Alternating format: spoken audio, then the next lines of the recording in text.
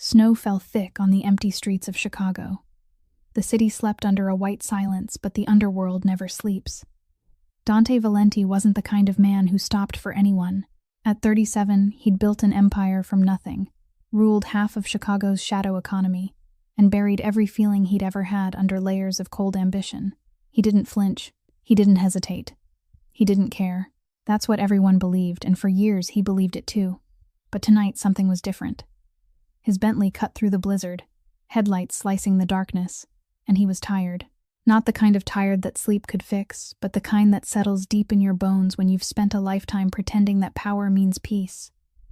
Then he saw it, a small figure on the side of the road. At first he thought it was nothing, maybe a shadow, maybe trash blown by the wind. Then it moved, weak, trembling. He hit the brakes hard. The car skidded to a long stop on the frozen road. She couldn't have been more than 5 years old. Her clothes were torn. Her hands were raw and bleeding. Dark blood stood out against the white snow. He stepped out into the cold. The wind hit him like a wall. He knelt beside her. Hey, can you hear me?" Her eyes opened slowly, pale blue, full of fear, and then she whispered something that froze the most dangerous man in Chicago right where he stood. "Please don't hurt me. I'll be good. I promise I'll be good." He didn't know her name. He didn't know where she came from, but in that moment something cracked inside Dante Valenti, something he'd spent 20 years trying to kill. And what he'd discover about this little girl in the days to come wouldn't just change his life. It would shatter everything he thought he knew about himself, about the woman he once loved, and about the blood that connected them all along. If this story already gave you chills, go ahead and hit that like button, share it with someone who needs a good story tonight, and subscribe so you don't miss what happens next. Now let's go back to that freezing road in Chicago, where Dante Valenti was about to make the one decision that would change everything. Dante said nothing. He took off his cashmere coat, wrapped it around that small, trembling body, then gently lifted her into his arms. She was so light that he nearly lost his balance, not because of her weight, but because of the absence of it, as if she were only a fragile shadow that could disappear if he didn't hold her tightly enough. He laid her in the front passenger seat, fastened the seatbelt, then turned the heat up as high as it would go. Warmth filled the car, but she was still shaking. Not from the cold anymore, but from fear. Her tiny hands clutched the front of Dante's shirt, those pale fingers tightening as if, the moment she let go, this man would disappear too, like everyone else who had vanished from her life. Dante looked down at that hand. In his world, people held on to him out of fear or greed, but this hand held on out of trust, a blind, desperate kind of trust, and it made his chest ache in a way he couldn't explain. He drove slowly through the storm. The snow was still falling thick, covering the windshield almost instantly after every sweep of the wipers. Every so often, he glanced at the little girl. Those pale blue eyes opened, then closed, opened, then closed, as if she were fighting between wanting to believe she was safe and the instinct that told her nothing was ever safe at all. He needed to know. "What's your name?" His voice was lower than usual, gentler than usual, as if he were speaking to something that could break if he spoke too loudly. "Lena," she answered in a voice that was hoarse and thin as a thread. "Lena," he repeated the name in his mind. It echoed strangely, as if he had heard it somewhere long ago and very far away. "Who did this to you, Lena?" Silence. Long. Heavy. There was only the sound of the heater running and the steady rhythm of the wipers. Then she spoke, so softly that Dante had to hold his breath to hear her. "Aunt Gina, I didn't finish washing the dishes." She said it as if that explained everything, as if it were a completely reasonable cause, as if a 5-year-old child wandering through a snowstorm in the middle of the night because she hadn't finished washing the dishes was something ordinary. Dante's jaw tightened. Something flared inside him, black and hot. That instinct 20 years in the underworld had sharpened into a weapon. He knew how to find people.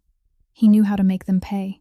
But not now. Right now, the little girl needed a hospital, not his anger. He pulled out his phone and pressed the one number he called when he needed everything handled without explanations. Frank answered on the second ring, his voice rough from being woken in the middle of the night. "Frank, a private room. Northwestern Memorial. I'll be there in 20 minutes. No one asks questions. No one knows." Silence on the other end of the line. For 20 years, Frank Beretti had followed Dante through everything. Territory wars, nights of blood and gunpowder, Decisions that would make ordinary men lose sleep for the rest of their lives. But never, not once in all those 20 years, had Frank heard Dante's voice sound like this. Not the voice of a man giving orders, not the voice of a man making threats, but the voice of a man trying to stay calm because if he didn't, someone was going to pay a terrible price. "Boss, what happened? Just do it, Frank." Dante ended the call. Beside him, Lena had closed her eyes. Her breathing was shallow and fast. Her small hand still hadn't let go of his shirt. Dante stared straight ahead, through the snowstorm, through the darkness, and drove faster. He didn't know why this child mattered. He didn't know why her pain cut so deeply into his chest. But there was one thing he knew for certain. He wasn't going to let her go back to that place, no matter what happened.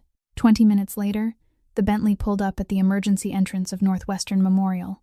Dante didn't turn off the engine.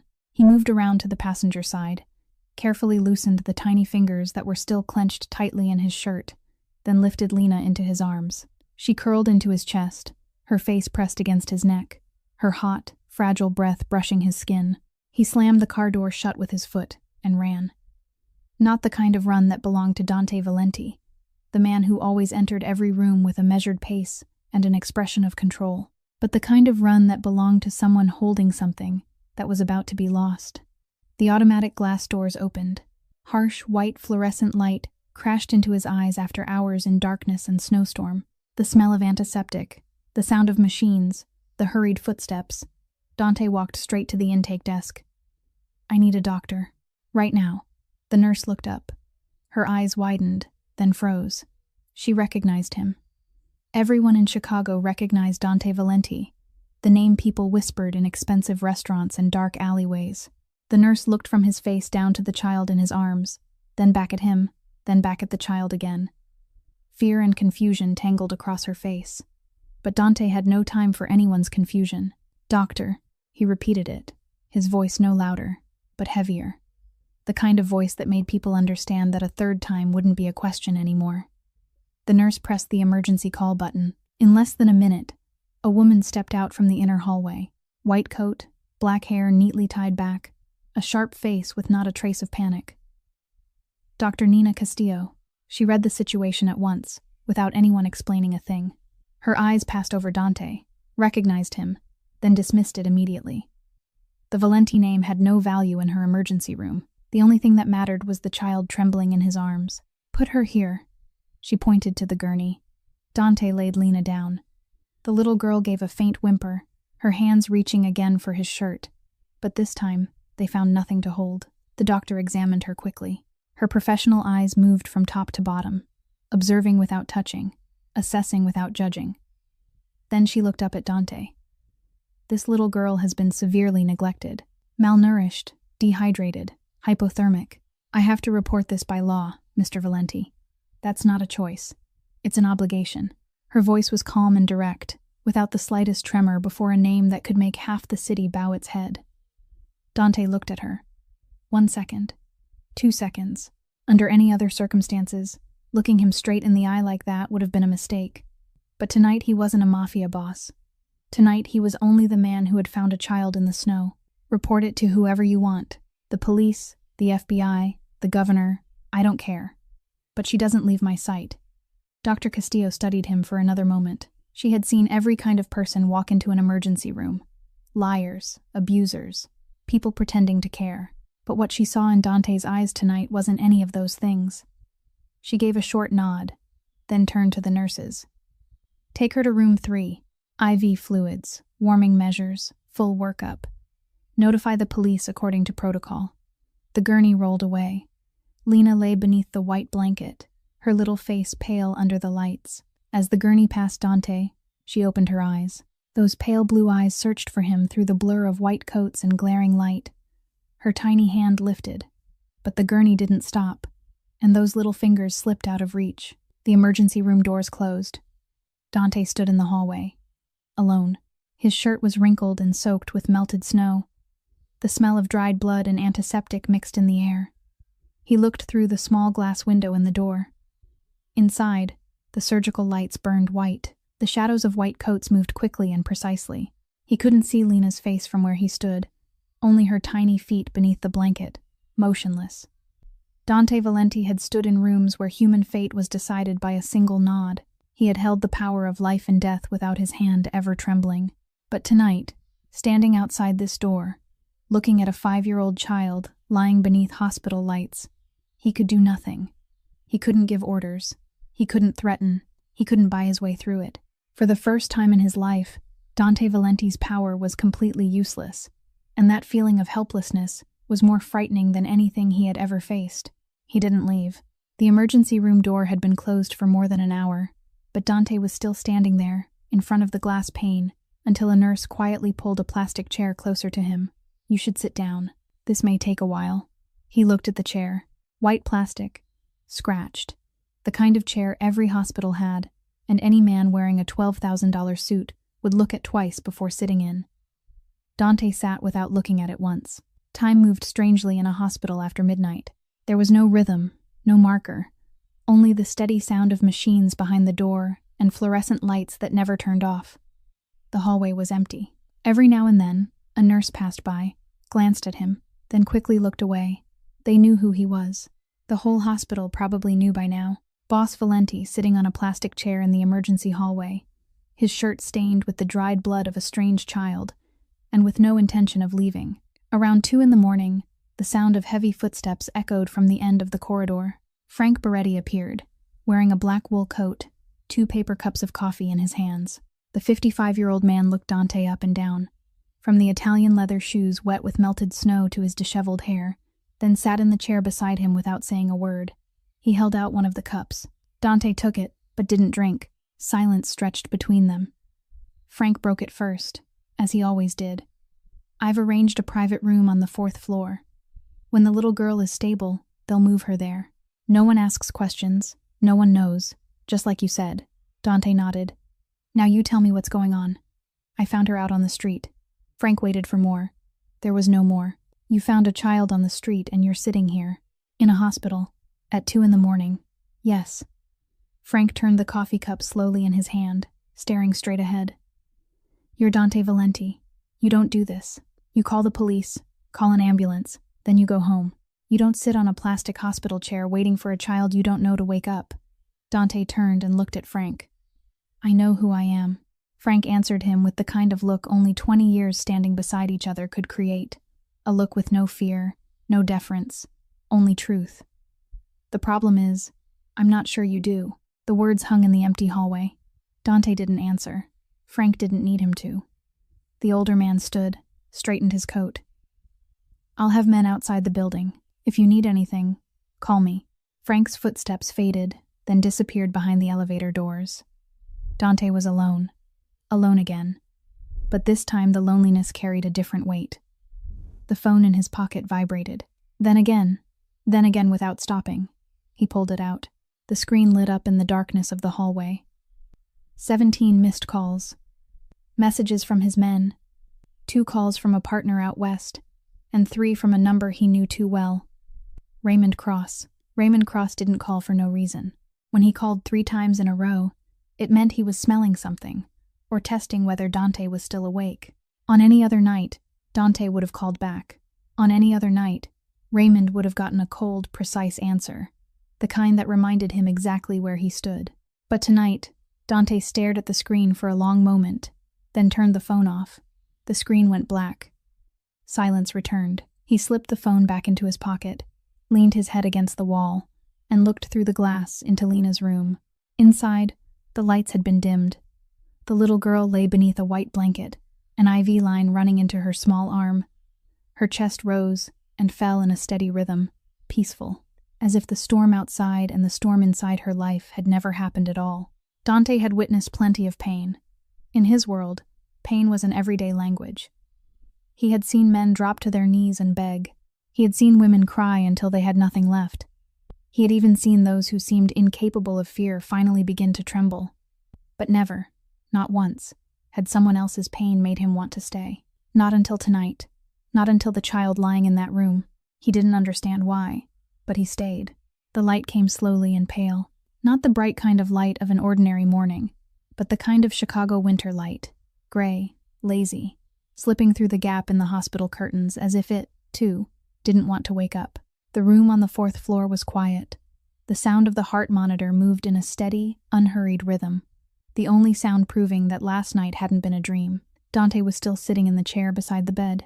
He hadn't slept, not because he wasn't tired, but because every time he closed his eyes, he saw those tiny hands lifting toward him, searching for him as the gurney rolled past, and he didn't want to see that again. His shirt had dried, but it was so wrinkled no one would have guessed it had once been tailored cloth. His Italian leather shoes still carried a white rim of salt from the snow last night. He didn't look like Dante Valenti. He looked like a man who had spent the whole night beside a sick child's bed, and that was exactly what he had done. Lena shifted, lightly, as if even in sleep she was trying to take up as little space as possible. Then her eyes opened. Slowly, uncertainly, those pale blue eyes moved over the white ceiling, over the IV pole, over the window fogged with breath and winter, then stopped on Dante. She looked at him. He looked back. Neither of them spoke for a few seconds, but those few seconds carried more weight than any negotiation Dante had ever sat through. She was trying to understand whether he was real. So was he. Dante leaned closer. His voice was soft, the kind of voice Frank wouldn't have recognized, the kind no one in his empire would have recognized. "Hey, did you get any sleep at all?" Lena didn't answer the question. Instead, she asked another one, her voice hoarse and small, the voice of a child already used to bad news arriving with every morning. "Do I have to go back home?" 4 words, only 4 words, but they carried a lifetime of fear. Not the question of a 5-year-old child, the question of someone who had already learned that every good thing was temporary, that waking up in a safe place in the morning only meant having to return to an unsafe one by afternoon. "Not yet," Dante said. "You need to rest first." He didn't say never, even though part of him wanted to. He had learned long ago that promises too large could become weapons if they couldn't be kept, and he didn't want this child to receive one more weapon from an adult. Lena turned her head toward the window. Outside, Chicago lay beneath white and gray. Snow was still falling, quiet and unhurried, as if it had all the time in the world to fall. "It's still snowing," she said softly. "Yeah," Dante followed her gaze. "It's still falling, but it's warm in here." Lena didn't answer. She watched the snow for a long time, her eyes distant, as if she were remembering something she didn't want to remember. Then she turned back to look at Dante. There was something different in her gaze now. It wasn't only fear anymore. There was something new, fragile and cautious, like a flame that had just caught at the tip of a match, not yet knowing whether it would burn or die. "Why did you stop the car?" Silence. People don't usually do that. The words struck Dante not because they were sad, but because they were true. People didn't usually stop. He didn't usually stop either. In Dante's world, stopping was weakness. It was exposing an opening. It was inviting a knife into your back. He had driven past thousands of dark streets without looking back. He had walked past people curled up on the sidewalks of Michigan Avenue without even blinking. But last night, on that road buried in snow, he had stopped, and he didn't know why. Or rather, he did know, but he wasn't ready to admit it. "Because I saw you," he said slowly. It was the only reason he had, and the only reason she needed. Lena looked at him, for a long time. Then those dry, cracked lips curved, lightly, very lightly, almost not enough to be called a smile. But it was there. The first smile. Small, careful, fragile as a paper flower in the wind. And it struck Dante Valenti's chest harder than any bullet he had ever dodged. Harder because he couldn't dodge this one. Harder because he didn't want to. He sat back in the chair, quiet, watching her as she watched the snow fall beyond the window. And for the first time in many years, the silence between Dante and another person didn't feel heavy. It felt necessary. It felt enough. The police arrived at around 10 o'clock in the morning. 2 uniformed officers, 1 man and 1 woman, stepped into the 4th-floor hallway with a notebook in hand and the cautious eyes of people who had just been told that the witness in this case was Dante Valenti. They tried to appear professional, but Dante could see the hesitation in every step, the way they glanced at each other before knocking, the way the male officer kept his hand closer to his side than usual. He didn't care. He sat beside Lena's bed and answered every question in an even, brief, precise voice. "I was driving on North Lake Shore Drive at around 11 o'clock last night. I saw the little girl lying by the side of the road. I took her into my car and drove straight here." "No," I didn't know her before that. No, I didn't see anyone else. The little girl said the person who did this was Gina, her aunt. The female officer wrote everything down, glancing at Lena, lying still on the bed, her pale blue eyes open, but not looking at anyone, only staring at the ceiling as if she stayed quiet enough, everyone would forget she was there and not take her anywhere at all. When the police left, Dante called Victor Tran. Victor was the kind of lawyer money couldn't buy. He had to be earned, through trust and through time. He knew that the line between legal and illegal was thin as a strand of hair, and he knew how to walk that strand without falling. Dante didn't waste words. I need an emergency temporary guardianship order. Cook County Court. The little girl's name is Lena, about 5 years old, with no current guardian. There were 2 seconds of silence on the other end of the line. Victor wasn't a man who was easily surprised, but this was clearly the first time Dante had ever called because of a child. Find out who Aunt Gina is. That's the only name the girl gave me. I want her full identity, her address, and her connection to Lena by tonight. Victor got to work. By afternoon, the picture of Gina Harlow was clear, and uglier than Dante had expected. Legal guardian since Lena's mother died 1 year earlier. A history of gambling. Debt owed to 3 different creditors. Reported twice by neighbors to Child Protective Services. But both cases had been closed for lack of evidence. Her apartment was on the west side. The police had already checked it. Empty. Belongings scattered everywhere. Refrigerator bare. No sign that anyone had lived there for at least several days. Gina Harlow had disappeared. Dante finished reading the report, folded it shut, then called Frank. Find her. Frank didn't ask why. Find her, and keep watch. If she comes within 10 miles of this hospital, I want to know before she takes one more step. Understood, Frank said. Then, after a short silence, he added, What are you going to do with the little girl, boss? Dante ended the call without answering, because he didn't have an answer yet.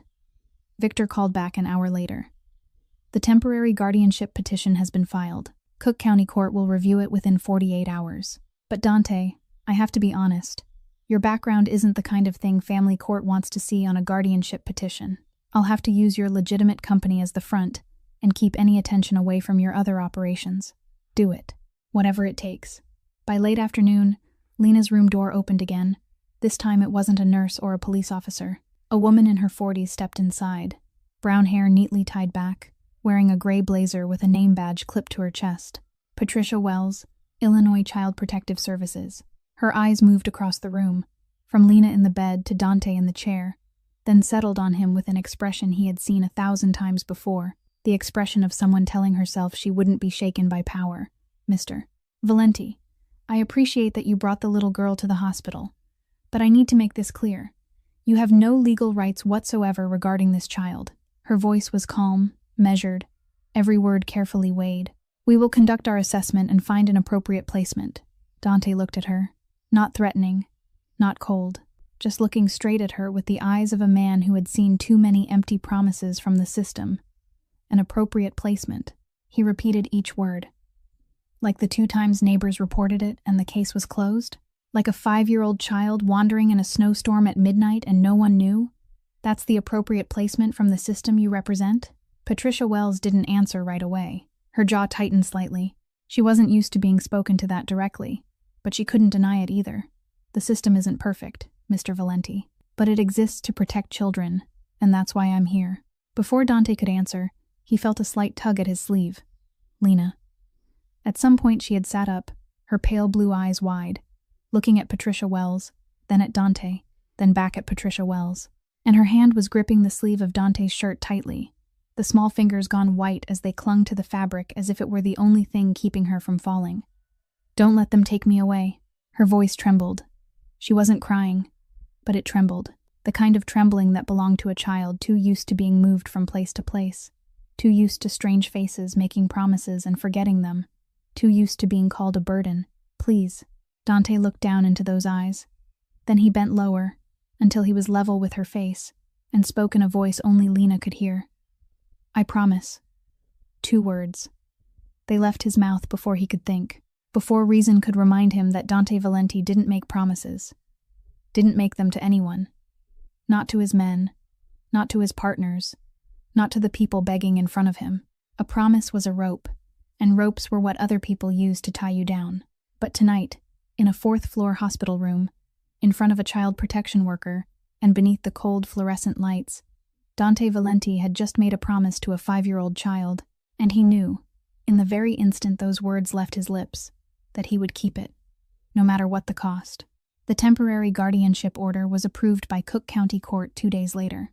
Victor Tran called with the news that morning, his voice as calm as if he had just won a chess match, rather than convinced a family court judge that Dante Valenti, through his legitimate corporation, was qualified to care, at least for now, for a child with nowhere else to go. Dante didn't celebrate. He simply ended the call, looked through the glass pane into Lena's room, and for the first time in days, let out a lighter breath. From that day on, he came to the hospital every single day. Not the kind of visit where someone stopped by for 15 minutes and left. He came in the morning and stayed until evening. On the first day, he brought a coloring book and a box of 12 crayons he had bought at the convenience store near the hospital. He didn't know what 5-year-old children liked. He had never needed to know. But when Lena opened the box, and her eyes lit up in a way Dante had never seen before, and she sat there coloring for 2 full hours without saying a word, only lifting the pages now and then to show him with a quiet, searching look, he understood that he had done the right thing. On the second day, he brought warm socks because she had said her feet were cold. On the third day, he found out that she liked the chocolate pudding from the hospital cafeteria, so every day after that he bought 2 cups, one for Lena and one for himself, which he sat and ate beside her even though he hated sweets. On the 4th day, he started reading stories to her. Not because he was good at reading to children. In truth, he was terrible at it. His voice flat, with no rise or fall, no sense of character, no talent for changing tone. But Lena didn't care. She lay quietly, hugging her stuffed bear, her eyes on him instead of the book, and listened. She listened as if that voice, reading badly and evenly, was the safest sound she had ever known. And the laughter began to come back. Not loud laughter. Not the kind of laughter of an ordinary child running across a playground. It was a small laugh, shy and brief, slipping out and stopping almost at once, as if she startled herself with the sound of her own happiness. But it was real. Real in the way Dante felt it in his chest, warm and unexpected, like stepping into a house after a storm and finding that someone had already lit the fire. The nurses had started whispering. Dante knew because he heard it, and because he always heard everything. They whispered in the hallway, at the nurses' station, in the break room.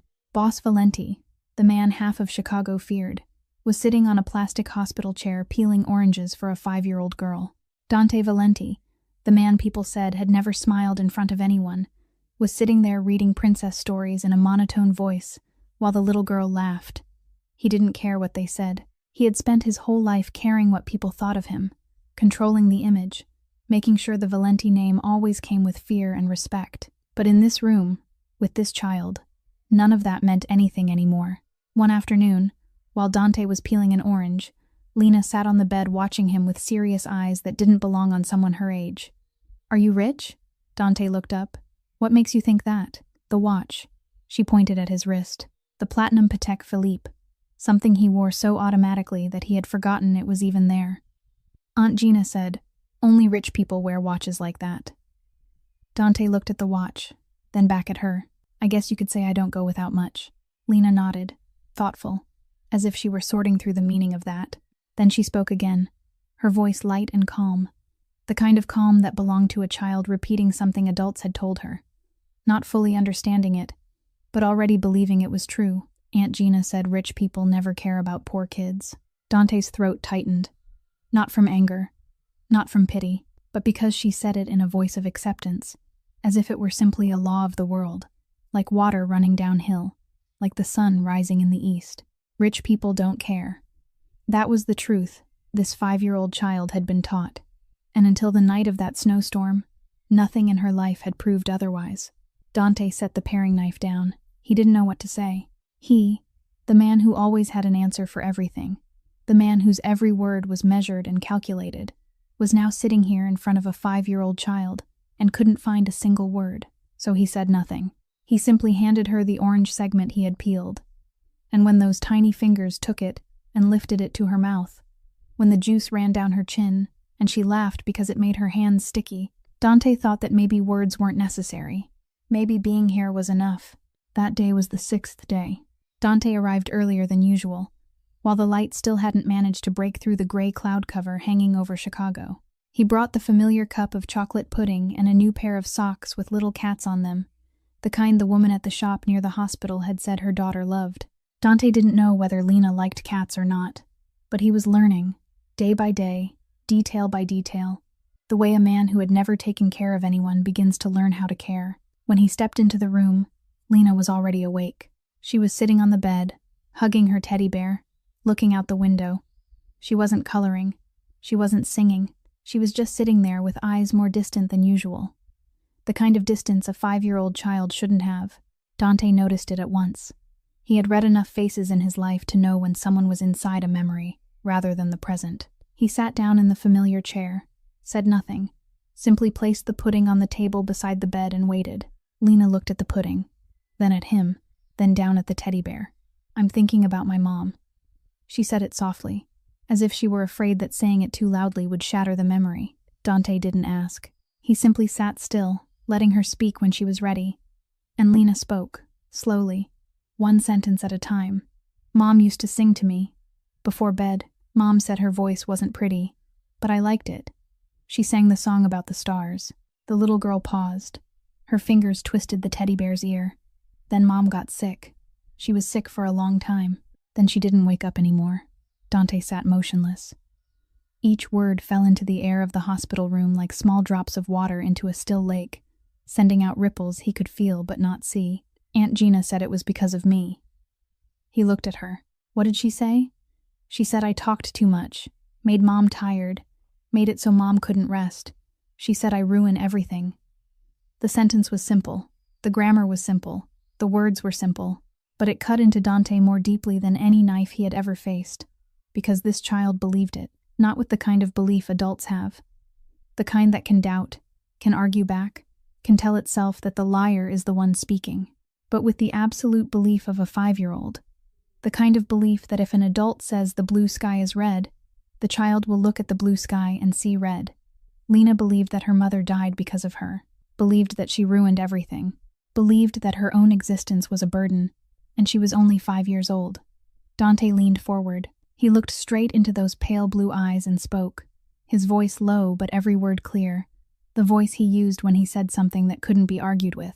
"No, Lena, none of this is your fault. None of it." She looked at him. For a long time, those eyes searched his face for something, for a sign of a lie, for hesitation, for that moment when adults look away and their words turn empty. But Dante didn't look away, and in her eyes, slowly, very slowly, something began to glimmer. Not tears, something brighter than that, something more fragile, something that could only be called hope. The hope of a child who desperately wants to believe that maybe, just maybe, the world isn't as cruel as she was taught it was. The room door opened. "Doctor," Castillo stepped in with a chart in her hand, nodded to Dante, then walked to Lena's bedside. She examined her quickly, professionally, and gently, then turned to Dante. "She's recovering well. Physically, she's stabilizing. But Mr. Valenti, she needs more than medicine. She needs stability. She needs a safe environment. She needs to know that when she wakes up tomorrow morning, everything will still be there." Dante nodded. "She'll have those things." "Doctor." Castillo studied him for another moment, her professional expression softened by compassion. Then she left. When the door closed, the room returned to silence. Lena sat there among the white blankets, holding her teddy bear, looking at Dante with the eyes he was beginning to know well, eyes that asked without asking, that were afraid without daring to admit it. But this time she asked out loud, "Where will I go?" 3 words, light as air, but they held an entire abyss inside them. "I'm working that out." He said it, and the answer was true, but not enough. He knew that, and she knew it too. "I don't have anyone else." Lena said it without complaint, without self-pity, just as a fact. Spoken in the calm voice of a child who was far too used to having no one, so used to it that it had become neutral information, like it's raining outside or today is Tuesday. The silence grew heavy, heavier than any silence in any negotiation Dante had ever sat through, because in those negotiations, silence was a tactic. But here, Silence was the empty space a child was falling into, and he was the only one who could reach out a hand. Dante lifted his hand and gently brushed a strand of hair back from Lena's forehead. That hand, the hand that had signed wordless sentences, had held power most people wouldn't dare dream of, was now touching the forehead of a 5-year-old child with a care he had never given anything else. "Now you do." He said it, and this time he wasn't afraid of the promise. This time he knew he meant it. Dr. Castillo signed the discharge papers on the morning of the 8th day. She handed Dante a thick stack of documents about Lena's nutrition plan, follow-up appointments, and the list of warning signs he needed to watch for, then looked at him with the expression he had learned to read over the past several days. Not fear, not judgment, but the look of someone placing her trust on a gamble she wasn't entirely sure would pay off. "Take good care of her, Mr. Valenti." Dante nodded. There was no need to say more. When he returned to the room, Lena was already sitting on the bed, her legs swinging lightly, her teddy bear held tight in her arms. She was wearing the new clothes Frank had bought on Dante's orders, a pale pink sweater and tiny jeans, with white sneakers that still carried that unmistakable smell of newness. She looked different. Not different because of the clothes, but different because for the first time since Dante had found her in the snowstorm, Lena looked like an ordinary child instead of a victim. A nurse stepped over, bent down to Lena's eye level, and handed her another small teddy bear, brown with a red bow tied around its neck. A goodbye gift for the bravest little princess on the 4th floor. Lena took it, looked at the new bear, then at the old one she was still holding against her chest, then lifted her face to Dante. "Can this one come too?" "Of course." She tucked the new bear under one arm, hugged the old one to her chest, then slid down off the bed. Her new shoes touched the hospital floor. She stood there for a moment, so small in the middle of the white room where she had spent more than a week, then walked toward Dante, and slipped her hand into his, not clutching his shirt, not clinging in fear. She simply slipped her hand into his, naturally, gently, as if that was where it belonged. Dante looked down. His hand, the hand that had done things the light should never witness, was now holding the hand of a 5-year-old child, and he closed his fingers around hers, gently, carefully, like he was holding something fragile that he wasn't allowed to drop. They walked through the hallway. The nurses stopped and watched them pass, some smiling, some shaking their heads softly as if they couldn't quite believe what they were seeing. Boss Valenti, holding a child's hand, walking through the automatic glass doors and out toward the parking lot. Outside, the cold air cut against the skin. But it wasn't like that other night. The sky was still gray, but the snow had stopped. The last traces of it rested quietly on the ground, pure white and still, as if the storm had said everything it needed to say and now only peace remained behind. Dante opened the car door. Lena climbed into the passenger seat, placed both teddy bears on her lap, then looked around. Her eyes widened. "Your car smells nice." Dante paused halfway through fastening her seatbelt. A short laugh escaped him, so unexpected that even he didn't recognize it at first. "Really?" "Yeah. It doesn't smell like Aunt Gina's car. Aunt Gina's car smelled like cigarettes." Dante finished fastening the belt, closed the door, then walked around to the driver's side. He started the engine, pulled out of the parking lot, and drove into the streets of Chicago. The city drifted past outside the window. Tall buildings, awnings dusted with snow, streetlights casting pale yellow across the wet sidewalks. Lena watched everything with wide eyes. She pressed her face against the glass, her breath forming a round patch of fog on the cold window, then lifted her finger and drew on it. A house, a star, a circle that was probably meant to be the sun. Dante glanced over. She didn't know he was watching. She was humming softly, so soft it was almost impossible to hear, a melody he didn't recognize, maybe the song her mother used to sing before bed. Lena's small reflection trembled in the glass, blending with the city lights and the gray sky slowly brightening outside. Dante looked back at the road ahead, the road leading toward Gold Coast, toward the penthouse he had lived in alone for so many years. He tightened his grip on the steering wheel, not because he was afraid, but because for the first time, he was taking someone home. The elevator opened on the top floor. Dante stepped out first, Lena following behind him, one hand holding his, the other clutching both teddy bears tightly to her chest. The hallway was short, with dark marble floors and soft light glowing from the recessed wall lamps. Then Dante opened the penthouse door, and Lena stopped. She stood at the threshold, her mouth slightly open, her pale blue eyes so wide that Dante could see the whole room reflected in them. The living room stretched out before her, high ceiling, dark oak floors, floor-to-ceiling glass walls overlooking all of Chicago and Lake Michigan in the distance. The late afternoon light poured in, pale gold, spilling across minimalist furniture where every piece cost more than Gina Harlow's entire apartment. The kitchen opened into the living room, with black granite counters. Not a single stain, not a single breadcrumb, not a single sign that anyone had ever cooked there. Because no one did. Dante either ate out or ordered food in. This kitchen was for display, like most things in this penthouse, beautiful and useless. "Does anyone live here?" Lena asked, her voice barely above a whisper, as if she were afraid of disturbing someone. Dante looked around his own penthouse through the eyes of a child, and for the first time, he realized how empty it was. Not empty because it lacked things, but empty because it lacked life. There was no sound, no smell of food, no shoes tossed carelessly by the door, no laughter echoing down the hallway. Only the cold perfection of a place people return to in order to sleep, not to live. "Just me," he answered. Lena looked up at him, then back at the vast room, then said in a voice so light it almost disappeared, but certain in a way that felt strange coming from someone so small. "Not anymore." Dante didn't answer. He just stood there for a moment, then led her inside and showed her around. "This is the kitchen. This is the living room." He pointed out each place in a brief, simple voice, not knowing what else to say because he had never introduced his home to anyone. This penthouse had always been his fortress, a place where no one was invited except Frank and sometimes Victor Tran, and even they never stayed longer than an hour. Then he stopped in front of a door at the end of the hallway. "This is your room." He opened the door. The room wasn't large compared to the others in the penthouse, but for a 5-year-old child who was used to sleeping on a thin mattress in a freezing apartment on the west side, it was another world. A white single bed, a new blanket, new pillows. Frank had arranged everything 2 days earlier on Dante's orders. A small star-shaped nightlight on the bedside table, curtains framing the window that looked out over the city lights below. Lena walked in slowly. She placed both teddy bears on the bed, then stood in the middle of the room and turned in a small circle.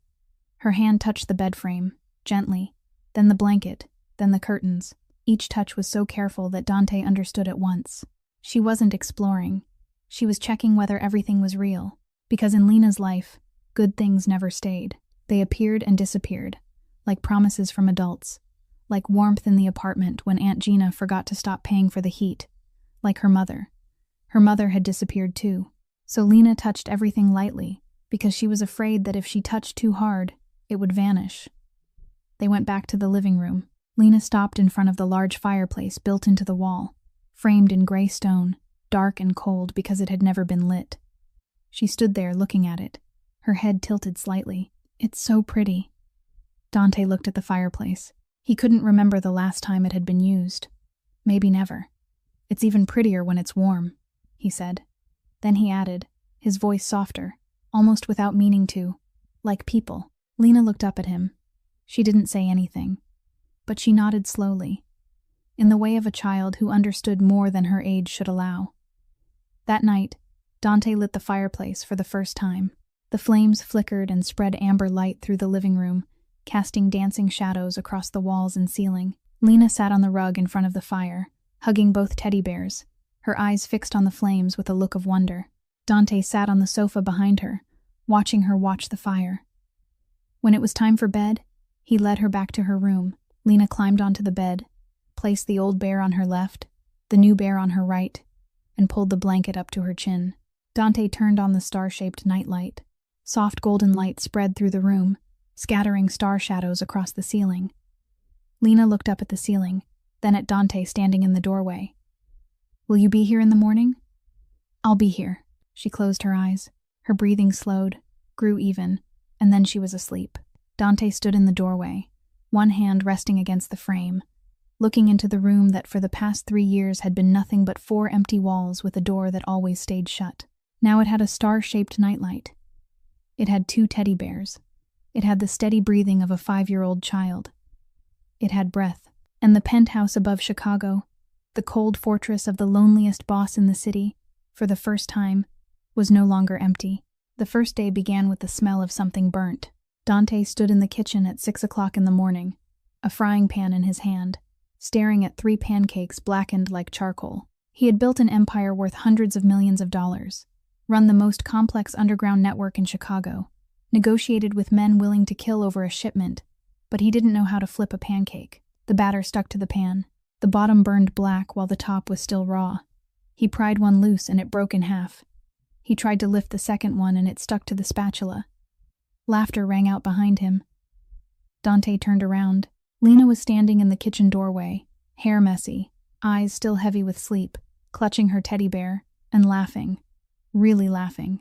Not the brief, shy laugh she had in the hospital, but the laugh of a child who sees something so funny she can't hold it in, mouth open wide, eyes squeezed shut, shoulders shaking. "What are you cooking?" "Pancakes." Dante looked down at the pan, then back at her. Or, that was the original plan.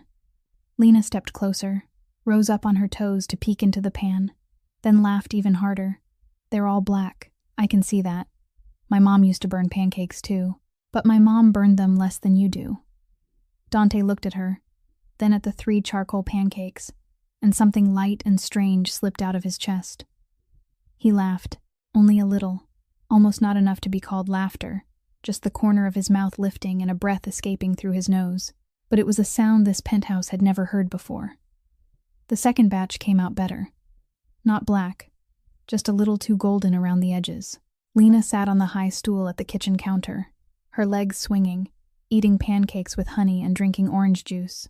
She drank too fast and nearly spilled the whole glass, then giggled when Dante handed her a napkin with an expression Frank would never have let him forget if he had seen it. The rhythm of life began there. No one planned it, no one arranged it. It simply happened in the way water finds a path through stone. Mornings were pancakes, or eggs, or cereal whenever Dante decided not to risk the stove. In the afternoons Lena drew. She drew everywhere.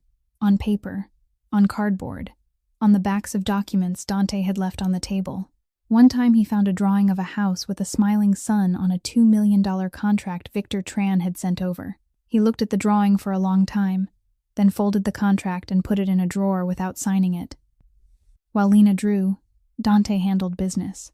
He sat only a few steps away from her, a phone pressed to his ear, and every time a call began, he became someone else. His voice turned cold as steel. His words were short, sharp, not one extra syllable. "I'm not asking for opinions. I'm informing you. Tell him that if the shipment doesn't arrive on time, the next call won't be with me. It'll be with the man he doesn't want to meet."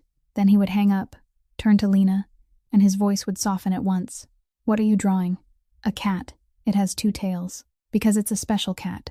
2 worlds, separated by a single turn of the head." In the evenings they watched cartoons.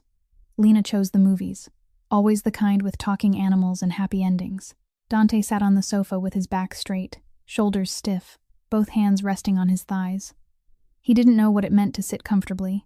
For 37 years, 15 of them in the underworld, he had always sat in a position where he could be on his feet in half a second, eyes always scanning the doors, ears always filtering for unusual sounds. Relaxing was a luxury he couldn't buy. But halfway through the movie, Lena would slowly slide closer to him, tilt her head, then rest it on his shoulder, gently, naturally, as if it were the most ordinary thing in the world. Dante went rigid. Every muscle in his body tightened. Not because he disliked it, but because he didn't know what to do. No one leaned on his shoulder. No one touched him without purpose, without calculation, without an agenda. But this child leaned on him simply because she wanted to. Simply because he was warm. Simply because she trusted him. He didn't push her away. He sat there, stiff and motionless, and let her lean. Lena's laughter echoed through the living room, bounced off the glass walls, flowed down the hallway, touched every corner of the penthouse that had once known only silence. For the first time, this home heard the sound of life. Dante's phone vibrated. Frank. He carefully lifted one arm so he wouldn't startle Lena, then stepped into the hallway. "What is it, Frank?" "Rumors." Frank kept it brief. "The whole world is talking. Boss Valenti is raising a child. Some are saying you've gone soft. Some are saying you've lost focus. Raymond Cross says you're digging your own grave." Silence. Dante looked through the crack in the door toward the living room. On the sofa, Lena was laughing at the talking fish on the screen. Let them talk. He ended the call. On the sofa, the talking fish was singing, and Lena was singing along, out of rhythm, getting the words wrong, but happy.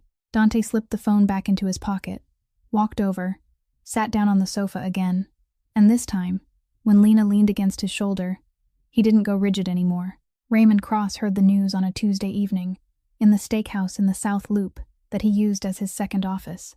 The man who brought the information was a low-level soldier in Dante's network, the kind of man willing to sell information for a few $1,000s and a promise that he wouldn't be forgotten when the wind changed. Dante Valenti is raising a child. A little girl, around 5 years old, picked her up off the street. She's living in the penthouse now. Raymond set down his steak knife. He was 50 years old, with gray hair clipped close, gray eyes, and the face of a man who had waited a very long time to see his enemy make a mistake. He controlled the southern part of Chicago, a smaller territory than Dante's, but large enough to feed ambitions far bigger than what he already held. And that ambition needed only one opening. Dante Valenti has a weakness. He spoke slowly, each word measured, as if tasting the flavor of it. Interesting. He began to test it, not loudly. Raymond wasn't the kind of man who beat drums before starting a war. He tested the way wolves did, circling, scenting the air, searching for a vulnerable place before sinking in his teeth. First came the prices. 2 suppliers in the West, who had long done business with Dante, suddenly demanded a 15% increase. Not by accident. Someone had whispered in their ears that Valenti was losing focus, that this was the time to demand more because he no longer had time to negotiate. Then came the front business, an Italian restaurant in Lincoln Park that Dante used to wash money through the legal system. A health inspector showed up without warning during peak hours, the kind of inspector everyone knew had been sent there, not someone who had simply decided to appear. The restaurant was fined and threatened with closure. Frank called Dante at 10 o'clock that night. Lena was already asleep. The fire in the fireplace had died down, leaving only red embers glowing softly. Dante sat in his office, the light from the laptop screen falling across his face, and listened as Frank reported each point one by one. Cross is testing you, Frank said. The supplier prices, the Lincoln Park restaurant, and I'm hearing he's reaching out to 2 of our people on the west side. Dante was silent for a moment. Beyond the glass, Chicago glittered in the night, beautiful and indifferent. Then he spoke. Call the 2 suppliers. Tell them the price stays where it was. Not because I'm negotiating, but because if they want to keep doing business in this city, that's their only choice. And the restaurant? Set up a meeting with the person responsible for the inspection. Not the kind of meeting that happens over a desk. Dante ended the call. 1 call. That was all he needed. 1 call, and everything moved. The next morning, the 2 suppliers sent emails confirming the original prices, along with apologies. By afternoon, the inspection file for the Lincoln Park restaurant had disappeared from the system. That evening, a laundry facility on the south side tied to Raymond Cross's network was found to be in serious violation of fire safety codes and was shut down immediately. No one said it was retaliation. No one needed to. Raymond understood. But Dante understood too that this was only the beginning. Raymond wasn't the kind of man who tested once and then walked away. He was patient. He would come back. And what unsettled Dante wasn't the threat from Raymond, but the truth he didn't want to admit. During the day, he sat on the floor with Lena, reading a story about a little bear lost in the woods, his voice soft and patient as he read the page she liked for the 3rd time, then the 4th. At night, he sat in the dark giving orders that destroyed an enemy's livelihood without blinking. 2 men living inside the same body, and the distance between those 2 men was growing smaller every day. Frank came to the penthouse at the end of the week. He brought files and coffee, sat across from Dante at the desk, and after updating him on everything, the older man was silent for a while before speaking. The kid is changing you. It wasn't a question. It was an observation. Don't talk nonsense. Frank didn't look away. I've followed you for 20 years, through everything. I know you better than you know yourself. And I'm telling you, Dante, you're changing. The question is what you're going to do with that change. Dante didn't answer. He drank his coffee, looked out through the glass, and stayed silent. Frank understood that as the end of the conversation. The older man stood, adjusted his coat, then paused at the door. Oh, and one more thing. Gina Harlow. Dante turned back. Found her in Atlantic City. She owes money to 3 casino operators. She's living in a cheap motel on the outskirts. No money, no transportation, no ability to get back to Chicago or cause trouble for anyone. Frank looked at him. She's finished. That road is closed. Dante nodded. One knot had been untied. But the larger knot was still there, and it didn't bear the name Gina Harlow or Raymond Cross. It bore his own name, the names of the 2 men living inside the same body, and the question he still didn't dare answer. Could he be Dante Valenti and still be the man Lena needed? From the living room came the sound of Lena singing along to a song from a cartoon. Offbeat, getting the words wrong, but happy. Dante closed his eyes for 1 second, then turned back to the desk. There was still plenty to deal with tonight, but tomorrow morning he would get up early. Tomorrow morning he would make pancakes again. The flowers arrived on Thursday at noon. Lena was sitting on the living room floor, drawing, a green crayon in her hand, her tongue pushed to one side in concentration. Dante was in the kitchen pouring orange juice when the doorbell rang. He wasn't expecting anyone. No one came to this penthouse without warning. He signaled to the security guard through the camera, then opened the door. The delivery man stood there holding a large bouquet of white flowers, all white lilies, wrapped in silver paper, expensive, elegant, and cold in the way only people in their world would understand. White lilies. The kind of flowers people sent to funerals. Dante took the bouquet. The delivery man turned and left without another word, moving faster than usual, as if he knew he shouldn't stay here long. Dante closed the door. He stood in the hallway and looked at the flowers. Tucked among the lilies was a small card, ivory white, handwritten in a style he didn't recognize, though the tone was familiar. Heard you've got a little guest. Congratulations. No signature. There didn't need to be one. Dante's face didn't change. Not a single muscle moved. His eyes stayed calm, his jaw steady, his breathing even. 20 years in the underworld had taught him that reaction was information, and information wasn't something you gave away for free. But his hand tightened around the card, tightened until the paper crumpled in his palm, until his fingers turned white from the force of it. Raymond Cross knew about Lena, not only that there was a child, but that she was here, in the penthouse, in his home. He knew enough to send flowers to the exact address. From the living room came the sound of Lena talking to her teddy bear, her small, happy voice telling the bear about the picture she was drawing. She didn't know anything. She was drawing a house and a bright sun, and had no idea that only a few steps away, the man keeping her safe had just received a message from the second most dangerous man in Chicago. Dante walked into the bathroom, dropped the bouquet into the trash, shoved the crumpled card into his shirt pocket, then washed his hands. When he came back into the living room, his face was normal, as if nothing had happened. Look, Uncle. Lena held up her drawing.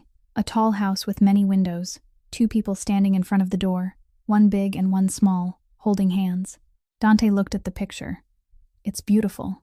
His voice didn't shake, didn't change, because he wasn't going to let anything from the outside world touch this moment. When Lena turned back to drawing, Dante stepped into the hallway and called Frank. Frank answered after 1 ring. Triple the security. Right now. I want people watching the building 24 hours a day, 7 days a week. I want to know who comes in, who goes out, what cars, what plates. Lena doesn't leave the penthouse without at least 2 men with her. Frank was silent for a second. Cross? He sent flowers, white lilies. Frank understood immediately. No further explanation was needed. In their world, white lilies weren't congratulations.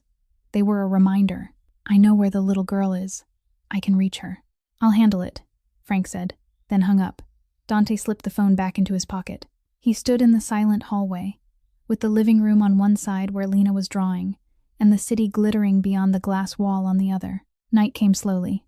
Lena ate dinner, took her bath, listened to a story, then went to sleep with both teddy bears. Dante tucked the blanket around her, turned off the light, switched on the star-shaped nightlight, then quietly closed the door.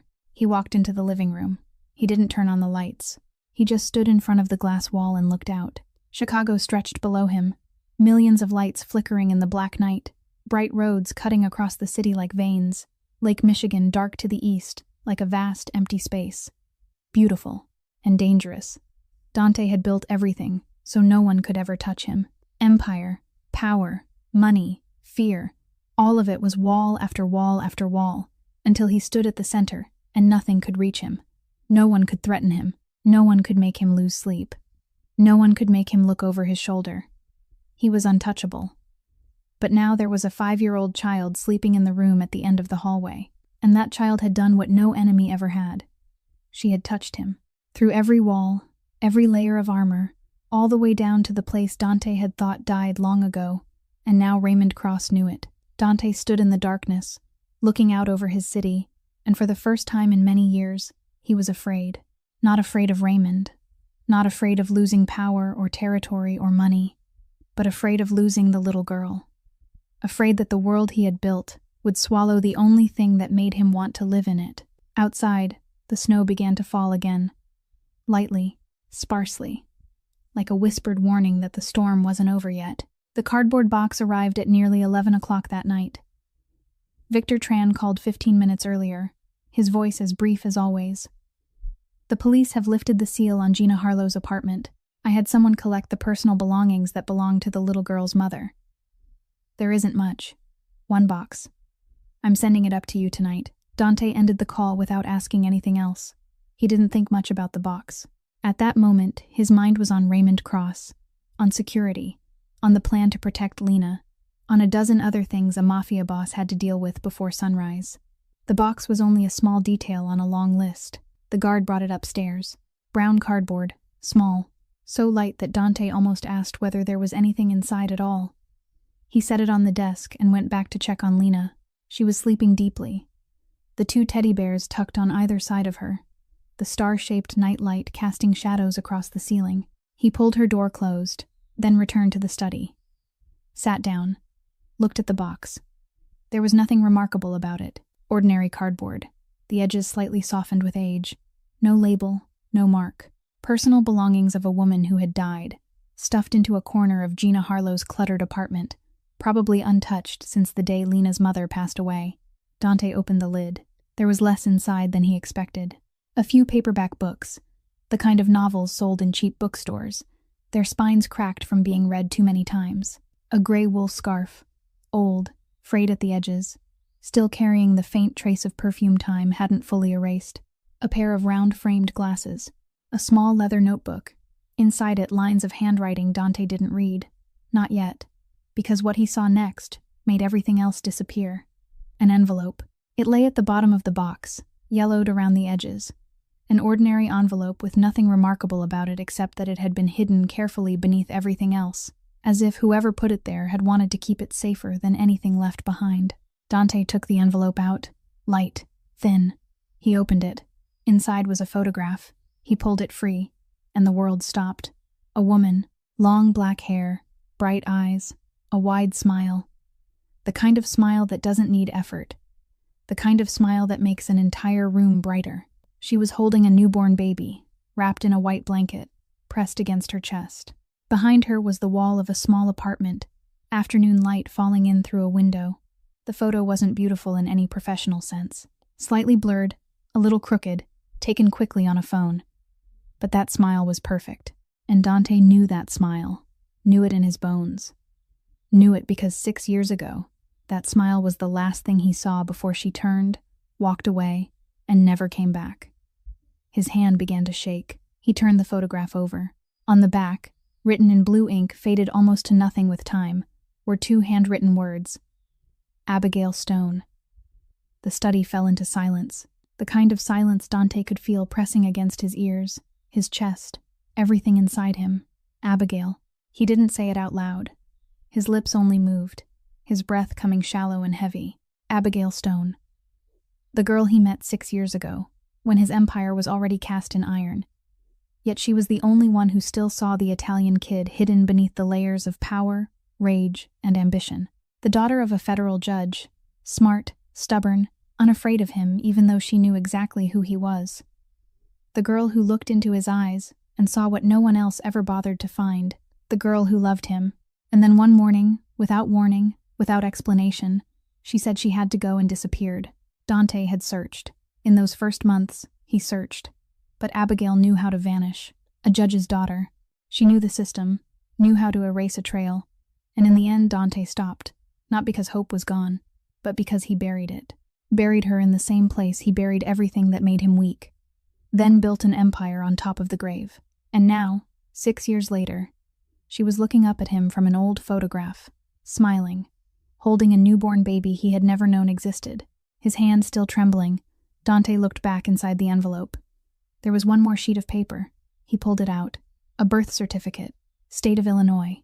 Name: Lena Stone. Date of birth: 5 years ago. Place of birth: Chicago. Mother: Abigail Stone. Father: unknown. Dante read the last word 3 times. Unknown. Not absent. Unknown. Abigail knew. She knew who the father was. She chose not to write it. He placed the birth certificate on the desk beside the photograph, looked at Abigail's face, looked at the newborn baby in her arms. Then everything hit him. Not in pieces, but all at once, like a wall collapsing and water rushing through. The pale blue eyes. He had those eyes. His mother had those eyes. The voice, the slight tilt of the head whenever she asked something important, the small streak of stubbornness when the little girl refused to sleep. The smile, that smile. He had seen it on Abigail's face hundreds of times, and now he saw it on Lena's face every day, without understanding why. The strange pull from that first night, the feeling that this child's pain was his own pain, the fierce protective instinct he couldn't explain. Everything, every piece, every small detail he had brushed aside, explained away, ignored, now fell into place with cruel precision. It wasn't chance. It wasn't coincidence. It wasn't because he was kind, or because fate had pushed him there. It was blood. Flesh and blood. Lena was his daughter. Dante collapsed into the chair. Not sat down. Collapsed. As if his spine could no longer hold him upright. As if gravity had suddenly become 10 times heavier, and his body no longer had the strength to resist it. The photograph still lay on the desk. Abigail was smiling up at him. The newborn baby in her arms was so tiny, wrapped in a white blanket, sleeping peacefully, knowing nothing of the world waiting ahead. The truth didn't arrive all at once. It came in waves, one after another, each stronger than the last. The first wave was recognition. Lena was his daughter. The second wave was understanding. Abigail had known she was pregnant when she left. She hadn't left him because she stopped loving him. She left because she loved too deeply. Loved the unborn child enough to choose leaving instead of staying. She looked at Dante's life, at the underworld, at the violence and the power and the blood on men's hands, and she decided that no child should grow up in that darkness, not even a child carrying his blood. So she left, alone, carrying a secret in her body and fear in her heart. She gave birth alone, raised their child alone, and died alone. The third wave was guilt, and this one almost drowned him. If he had searched harder, if he hadn't stopped after a few months, if he hadn't buried the memory of Abigail beneath layers and layers of ambition and power and money, if he had found her, maybe she wouldn't have had to suffer alone. Maybe she wouldn't have had to work herself to exhaustion to raise a child. Maybe when sickness came, she would have had someone beside her, someone holding her hand, someone telling her she'd be all right. Maybe she wouldn't have died in loneliness, and maybe Lena never would have had to live with Gina Harlow, never would have had to hear that she was a burden, never would have had to curl up in a snowstorm in the middle of a Chicago winter night because she hadn't finished washing the dishes. Each maybe was a knife. And Dante sat there and took every one of them, in the darkness of the study, without shielding himself, without turning away. He had dodged bullets, knives, betrayal, everything the underworld had thrown at him for 15 years, but he couldn't dodge this truth, because it came from inside him. He didn't know how long he sat there, maybe 10 minutes, maybe an hour. When he finally stood, his legs felt heavy as lead. He stepped into the hallway, dark, silent. The penthouse was asleep.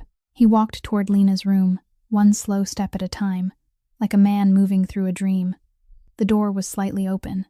The star-shaped nightlight cast a pale golden ribbon across the floor of the hallway. Dante stood in the doorway and looked in. Lena lay in the middle of the bed, the white blanket pulled up to her chest, both teddy bears tucked at her sides. Dark hair spread across the pillow, shining softly beneath the glow of the stars. Abigail's dark hair, the small nose, the lips slightly curved in sleep, exactly like the way Abigail used to smile in the dreams he had watched 100 nights 6 years ago. His daughter. How many nights had he stood in this doorway without knowing that the truth was lying right in front of him? How many times had he looked into those pale blue eyes and felt something unexplainably familiar without understanding that it was blood recognizing blood? Lena shifted in her sleep. The blanket slipped. She hugged the teddy bear more tightly, her face tightening for a moment, then softening again. And in her sleep, in that tiny, blurred little voice, she murmured, "Good night, Daddy." Dante's heart stopped. Not as a figure of speech. He felt it stop, 1 beat, 2 beats, then start again so hard it hurt. She didn't know. She was dreaming. Maybe dreaming of the father her mother had told her about, the man far away but kind. She didn't know that man was standing right here, only 3 steps away, and he wasn't kind. He was a mafia boss. He was the darkness her mother had run from. And he was crying. Dante Valenti, the man half of Chicago feared, the man who hadn't shed a tear since he was 13 years old, stood in the doorway of his daughter's room and cried. Not loudly, not with sobs, just tears running down both sides of his face, hot and silent, falling into the darkness of the hallway where no one could see them. He stood there for a very long time. He didn't move. He didn't wipe his tears away. He only watched his daughter sleep and let the truth sink into every cell of his body. Outside the window at the end of the hallway, the snow began to fall again, quietly, thickly, as if the sky itself were trying to bury something. A soft cough pulled him out of the darkness. Dante didn't know how long he had been standing in the hallway, maybe a few minutes, maybe an hour. But when the cough came again from Lena's room, he wiped his face with the back of his hand and pushed the door open.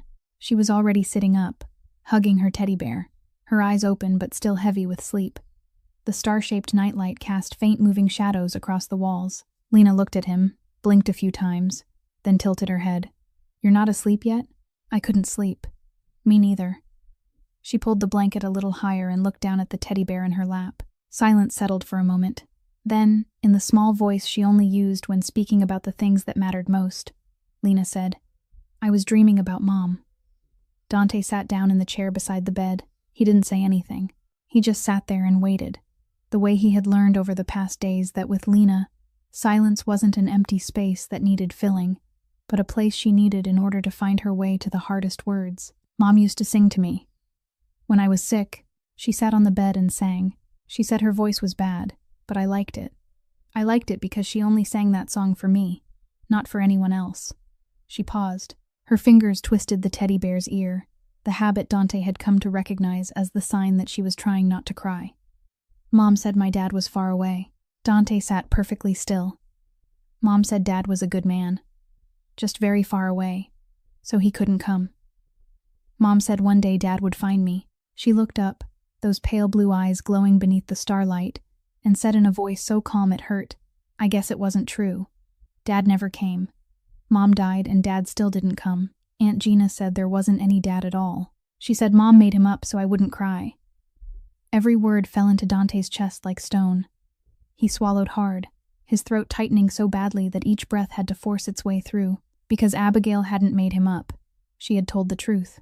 Dad was far away.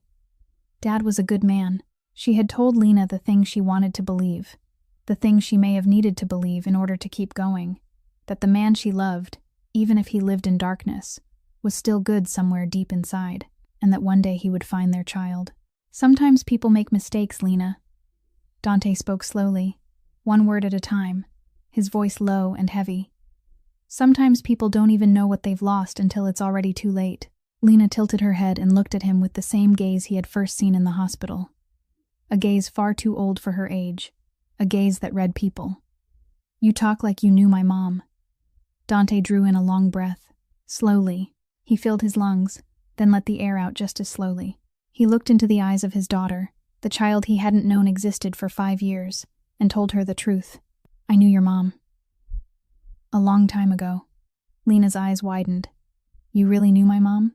"I did, and your mom was the bravest person I've ever known. She was stubborn. She laughed even when life was hard. She had this way of tilting her head when she asked something important. Exactly the way you're tilting yours right now. And she loved you more than anything in the world." Lena's eyes began to shine with tears. "You talk about Mom exactly like she was real." Dante's spine went rigid. He slipped a hand into his shirt pocket and took out the photograph that had been there ever since he left the study, warm from his body, slightly bent at the corners. He placed it into Lena's small hands. "This is your mom, holding you when you had just been born." Lena looked down at the photograph. Her tiny fingers trembled as they traced her mother's face. Her smile, the newborn baby in her arms. Her lips moved, but no sound came out. Tears dropped onto the picture, one after another, silent and bright. Then she lifted her head. Those pale blue eyes looked straight into Dante's, and in that gaze, he saw the moment she understood, not with the logic of a 5-year-old child, but with instinct, with blood, with something deeper than language. "So that means," Dante nodded, slowly, "I'm your dad." She looked at him. Tears were running down her face, but she didn't cry out loud. She only stared, as if trying to believe that what her mother had said was true, that Dad was far away, but Dad was a good man, that one day Dad would come. And Dad had come. Dante bent lower, until he was level with her eyes, and his voice broke. For the first time since he himself had been a child, his voice broke. "I'm so sorry, Lena. I didn't know your mom was pregnant. I didn't know you existed. If I had known, I would have come a long time ago. I'm sorry for everything you had to go through. I'm sorry I wasn't there." Silence. 1 second. 2. Then Lena slipped off the bed, still clutching the photograph in one hand, and ran. She ran straight into Dante, threw herself at his neck, wrapped her little arms tightly around him, buried her face in his shoulder, and cried. Really cried. Not the frightened crying from the night in the snow, not the silent crying when she missed her mother, but the crying of a child who had waited for so long and at last, what she had waited for had arrived. "You're here now." She said it through tears, her voice shaking, breaking, hiccuping, but clear. "That's enough."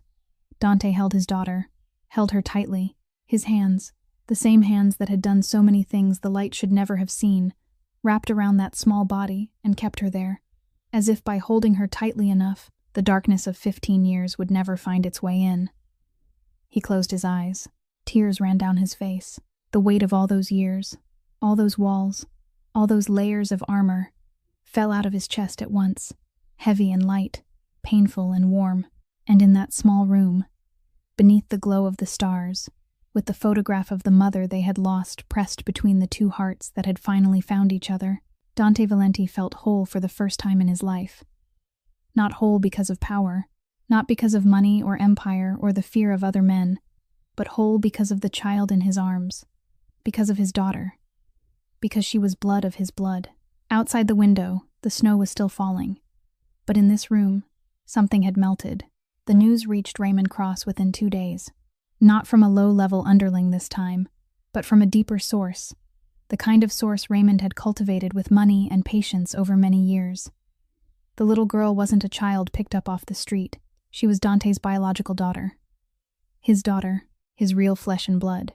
Raymond sat in his office behind the steakhouse in the South Loop, turning a glass of whiskey in his hand, and for the first time in months, he smiled, not because he was pleased, but because he had just seen a path that hadn't existed before. Attacking Dante with force would be suicide. Attacking Dante's businesses would be like a mosquito biting an elephant. But attacking Dante's guardianship of the child he loved more than his own life, using the very legal system Dante had never truly belonged to, that was art. Raymond didn't aim at Lena. He didn't need to. He aimed at Dante. More specifically, he aimed at the name Dante Valenti and everything that name carried in federal records. He hired a family lawyer in Cook County, the kind of lawyer who was clean, reputable, untouched by the underworld, and he directed everything from behind the curtain. An anonymous report was sent to Illinois Child Protective Services. The content was simple. A child was living in the home of a man connected to organized crime. Attached to it was a long list of accusations, old newspaper articles, and court records which, while they had never led to a conviction, were enough to make any family court judge stop and read twice.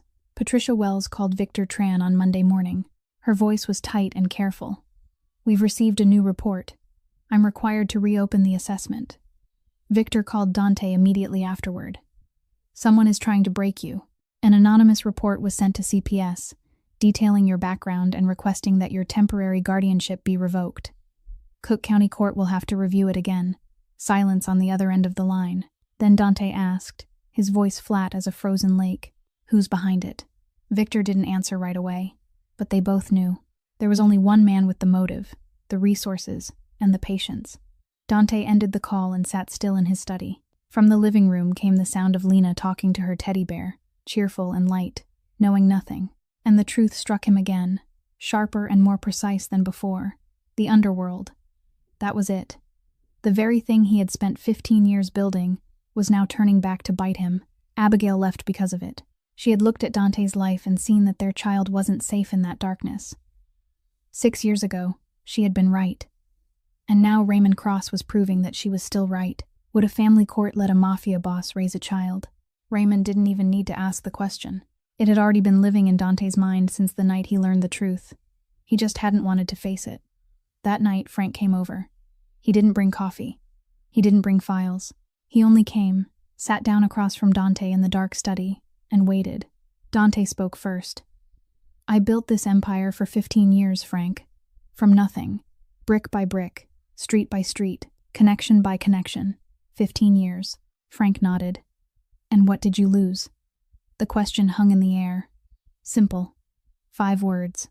But it carried the answer Dante had been running from for 6 years. He lost Abigail. He lost the first 5 years of his daughter's life. He lost the chance to see Lena born, to hear her first cry, to hold that tiny hand from the very first day. He lost everything money couldn't buy back, and he lost it because of this empire. Silence stretched for a very long time. Then Dante spoke. Move me into the background.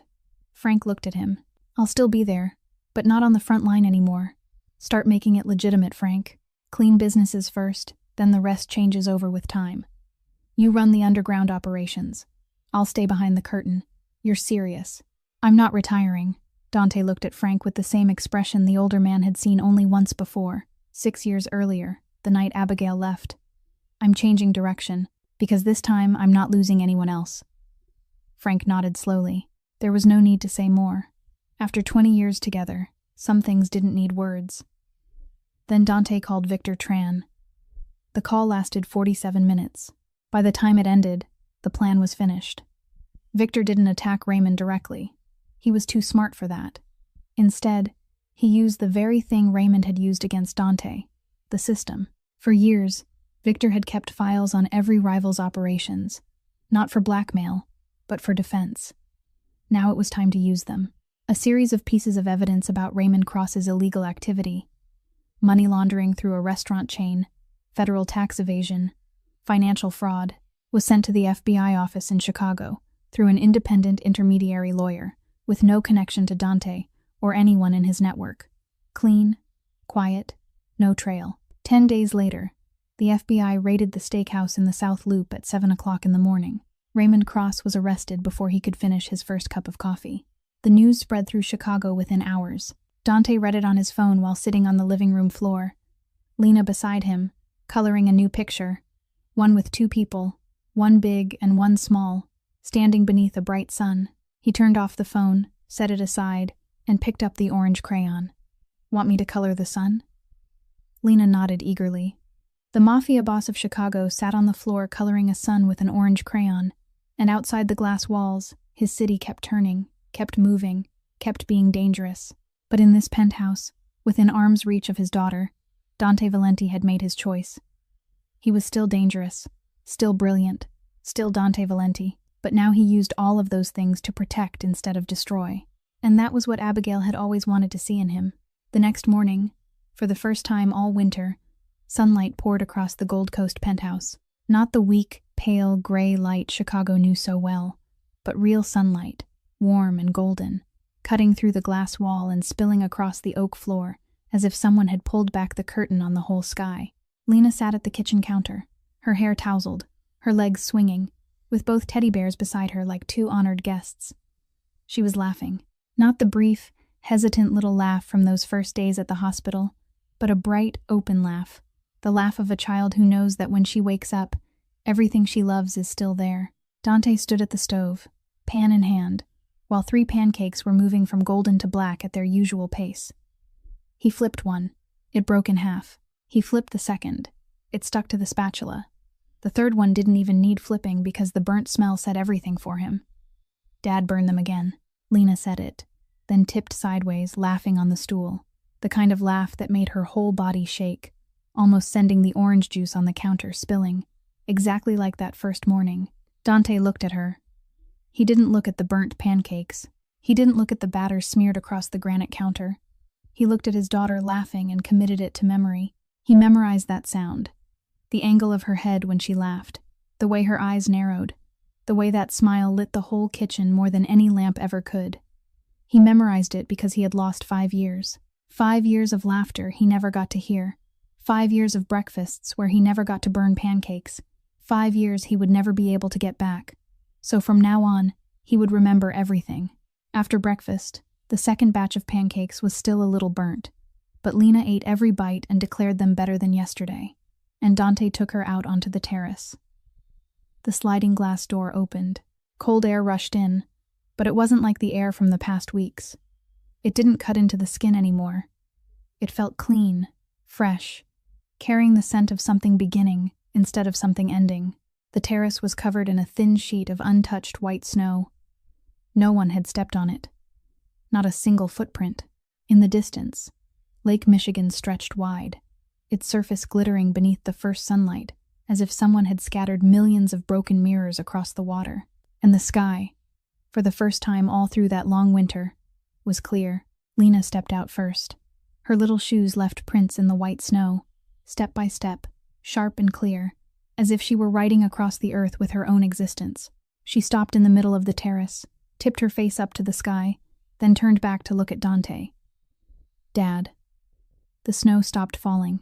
Dante stood in the doorway, one shoulder resting against the glass frame, looking at his daughter standing there between the white snow and the sunlight.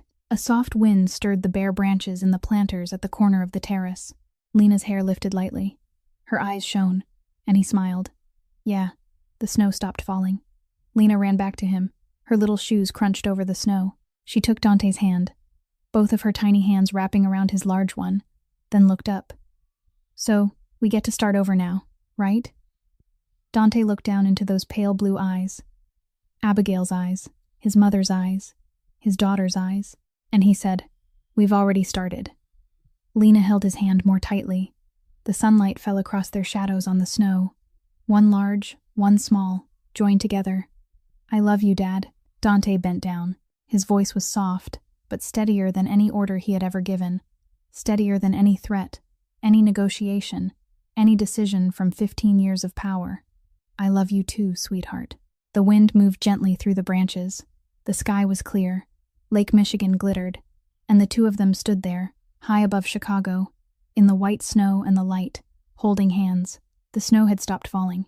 The storm that had lasted all winter, all 6 years, all of Dante's life, had finally passed. And the man who had lived in darkness, the man who had built an empire out of rage and loneliness, the man who had buried love beneath layer after layer of power because he believed that was strength, had finally found his way home. Not to the home of steel and concrete at the top of the Gold Coast, but to the tiny heartbeat that had been waiting for him her whole life, even though she never knew who she was waiting for. Dante and Lena's story is a reminder that power isn't real strength. Money doesn't fill the empty space inside the chest. And sometimes the thing we've been searching for our whole lives is standing right there by the side of the road, on a night of snowstorm, waiting for us to stop and truly see. If this story touched your heart, please press the like button, share this video with the people you love, and subscribe to our channel so that every day, meaningful stories can stay by your side. We want to hear from you. How did this story make you feel? Have you ever had a moment in life when one small decision, one single pause, changed everything? Please share it in the comments below. We read every line and always want to listen to the feelings that come from deep in your hearts. We wish everyone watching this video good health, a joyful life, and peace in every single day. Thank you for being here with us. Goodbye, and we'll see you again in the next video.